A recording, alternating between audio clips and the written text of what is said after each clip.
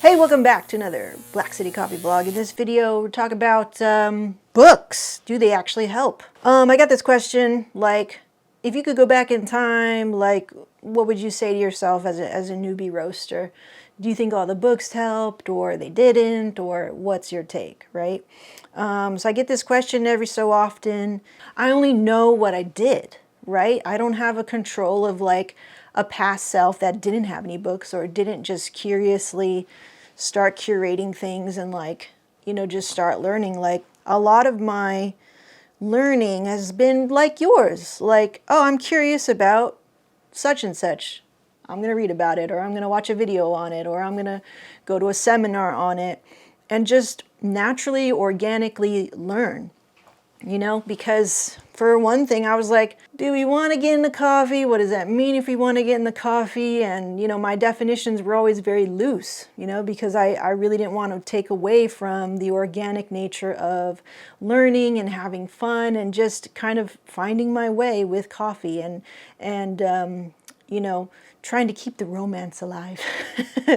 But more specifically, I think I can just talk about my experience with books because I have a couple of them. I don't have a lot of them, but I have, this one's very popular. This one's very popular.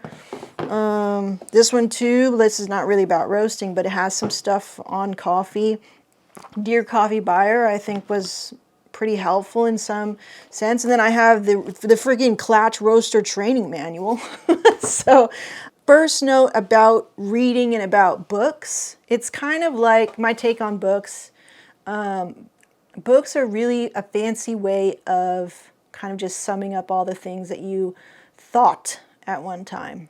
At one time, maybe it's a collection of moments, but it's still, collection. And the person who wrote that book or even made that piece of content is a ever-evolving creature or human if they haven't passed away, right? So this is a snapshot of Rao or Rao. This is a snapshot of Hoffman, a snapshot of Ryan Brown, and I think a pretty good moving snapshot of this for Mike Perry. Do you know what I'm saying? Do you get that? Like, I didn't get that at first, so I think maybe it helps to kind of say that out loud, because I took these as Bibles. And sometimes, you know what? That can work for somebody, and there's definitely, there's that way. And I said this before, I think in an IG post, that there is room for a lot of interpretations of coffee roasting. There's not just my way. The fact that I make content on YouTube, and now that I'm challenging myself to make content every single day nowadays, is just a little smidge. You get to hang out with me 10 minutes, 15 minutes, sometimes 30 minutes with me a day, but out of the whole day and out of the some experience that I've had up until that point. And by the next day, I will have evolved or learned more or done something better or whatever, right? So you're just getting a snapshot. And I think people sometimes, me, myself included, we don't realize sometimes that this is just that, a snapshot. And that it's not a Bible. And I don't want to use that word so coarsely, in that it's not a end-all be-all. That's a better way of saying, right? And I'm not going to edit that out because I want you to see that I'm an evolving human that will say things and then correct it when I feel like it needs correcting or feel that I can say it better, right? And I'm sure all these people have felt that way in that time. And so there's that, okay? That's a big, long-ass disclaimer about putting your name on a book, putting your name on a YouTube video, and then putting it out into the public to be judged, okay? So this is not to demean anybody. Certainly, if I were to do that, I'd be just demeaning myself, which I do that all the time. Bottom line, do books help? Yeah, anything helps. I think I've said this before. It's like, what would you do? I would just consume everything, anything, because I would naturally want to do it. You know, and that's like a telltale sign if you're like, you want to get into coffee roasting, is like, are you motivated to actually learn? I mean, are you? And if you kind of are, then that's fine. You know, like just go at that pace. Like I remember before at the hot top, I felt so at the time guilty that I had this very expensive machine that I didn't want to let my, I was actually more motivated at that time to not let my husband down at the time, because $1,600 or whatever, how much it was, I didn't want to fail. I didn't want to fail in like not knowing how to roast on that thing. So when I was consuming everything, you know, in a way, if we dig really, really deep down, I was trying to be a good wife. At the same time, I was learning, I was loving it. So, it, you know, it aligned and it overlaps like that. And that's the story of my life. But books help. Everything helps. Blogs online, I can't, you know, show them to you here. All the blogs online that I read, anything that kind of just remotely made sense to me, because you'll read a lot of stuff about coffee roasting online, and then sometimes just go right through your head. You're like, I don't know what the hell you're saying, but I read it, so I feel like maybe I kind of know a little something about it. And then you'll maybe find a certain author, Hoffman, Rao, Brown, Perry, whatever, whoever, and for whatever reason it will speak to you. You know, they'll speak your language, and then you'll just be like, ah, cool, I'll follow this guy or this gal, because I dig how they say it and what they're saying, and I can actually semi-understand what they're talking about. You know, if I go back to my before, when I didn't know what the heck, you know, what do you mean by charge? What do you mean by drop? What do you mean by dry end? Like, what, right? So before, at that time, I was just like trying to consume everything and learn the language. You know, it's like stepping into a foreign country. When you step into roasting coffee, you're like, oh my God, I don't know the language and I'm lost. I'm on the subway, but I don't know where I'm going. That's what it's like. And so you pick up a book, you know, and you read the terms. You're in the glossary. You're reading those terms. Okay, you know, drop means like, you know, when I discharge the beans and they go in the tray. It means all that when you say drop. Okay, cool. Soak. Oh man, okay, what does soak mean? Right? So of course it helps. And you're like, well, which books should I get? Well, which books depends on budget, I think too, because this is like $45. This is like $45. This is like $35. This one again, another like $45. Whatever. If you can get them secondhand, that's cool, because you may not always be like looking back at the book. A lot of, I think what coffee roasting is seeing the theory. Okay, always have a descending arwar. That's pretty much the agreed theory for roasting coffee, for a light roast, a typical light roast in a typical drum situation. And I'm going to go do it and just see what happens. And you see what the deviations are from that. And then if you're a good little scientist, you take some notes. If you're a better scientist, you cup it. And you make note of, okay, so this roast, and this is what it looks like as a curve, as a roasting curve. It looks like this. And then when I cupped it, 24 hours after, it had time to rest, because they said that. They said that in the book, right? It tasted like this. Now, I have nothing to compare it to, so what do I need to do? I need to do it again.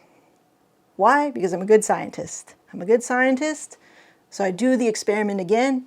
I take notes, and then I test it. I cup it. I test it. And then maybe, if I've done it consecutively, maybe like the next day, I can compare both of them. So now I have a control. I have all my deviations from that control. I have my notes, and now I can make solid decisions, or better, I can make better decisions or delineations or deride certain results, right? I can go, now I can formulate like maybe a hypothesis. Maybe I can formulate a little theory of my own in my own current situation, living in the mountains, roasting on a hot top, using artisan, right? So that's just what roasting is. And there's a beauty and a simplicity to that, but it doesn't discount that it's just going to be work and time and money and energy and love and blood and sweat and tears. Maybe not blood, because that's not sanitary. But yeah, books help, man. And whatever book that you feel speaks to you, because I feel like if you have a connection with the author and you like how they formulate their words or how they speak, like, for example, just for example, not a knock on anybody, but I like the way Ryan Brown wrote this book. I don't particularly like how this was written because it made me think that I could not do anything other than this. It just made me feel kind of boxed in when I later found out that, oh, I can do things outside of this and it's not the end of the world. And it's really about what I'm tasting in the cup, you know.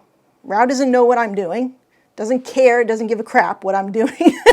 So if I care and give a crap about what I'm doing, then I need to be the one to be making the decisions, making the judgments, learning from what I'm reading, putting it in practice, and then actually creating something that's good, right? And I'll say that all these people here on the table, plus so many people online, you know, like Mill City Roasters was a great help in that when I was getting started. They have a free course. That's a no-brainer right there. Like, you don't even got to read. You got to sit in class and just absorb all that goodness. Just, yeah, anything that you can get your hands on, have time for. And then, you know what? Read it again, watch it again, listen again, go again. You may have missed something in the first time of reading it. I often will come back to these sometimes. Do I recommend any of these? Sure, I recommend them. They're just kind of pricey, you know, so, and then reading through them, if like I said, like if you don't like how it's written or it doesn't speak to you, or maybe you don't like the tone or whatever, then maybe that's not the best learning tool for you. But there's so many out there. There's even like free books. And I think the more, even though you may maybe read something and it's the same, maybe it's the same subject, but different authors, and you read Rao, you read so-and-so, you read so-and-so. Like, it's cool to just keep hitting the lesson over and over again, like repetition. I think the lessons will become even more second nature, so that when you're at the roaster, a lot of these things will become second nature for you because you absorb so much knowledge from these books and stuff, and then blogs and all that kind of stuff. It's cool, like, to put everything that one has learned and put it in a really nice book. That's cool. Having your name on a book, that's cool. We won't doubt that, okay? It's very, very cool. I mean, look at it. It's beautiful. Here it goes. For that reason, the process is very simple. Experiment, document, cupping, and when everything tastes great, and duplication. That's why we teach the system to create profiles that you and others can follow. Cupping. Even from the get, he's talking about cupping and really, really honing in on that. That was maybe the biggest lesson I took home from this, which I've said that over and over again. But I think it's good to say it over and over again because somebody new will come in here and think great coffee was all about what kind of roaster they have. Which I just, you know, maybe that's true for them. But I'm in this camp. I'm in the camp of great coffee is made on the cupping table and finding out, you know, what are the nuances there, and then taking that information and then going to your roaster, whatever it may be, fluid bed, double wall, single wall, drum, induction, convection, conduction, whatever, you know, that's machine operation, and you can make great coffee from anything. Yeah. But to recognize it, especially when you're learning and you're new and you're at home, get in that cupping table and making sure you're going, yeah. Is this grapefruit or is it raspberry? Is it lemon or is it lime? Is it lemon pie? Is it key lime pie? Like things like that, you know? And being able to back it up with your own confidence because you're there, you're tasting and everything. That being said, I hope you learned something today. I hope that was helpful. Again, just sharing my take on stuff, in my opinion, you know, not law. Just like these books, not law. You can break the rules because whatever your reality is, you need to do what's best for you. But I'm going to go cup because I want to follow that rule, the rule of always be cupping. For me, because that works for me. And I will see you in the next video tomorrow for a very cool video. We're talking about plans for the future. It's looking very bright. It's very bright, literally. All right, see you tomorrow. Bye.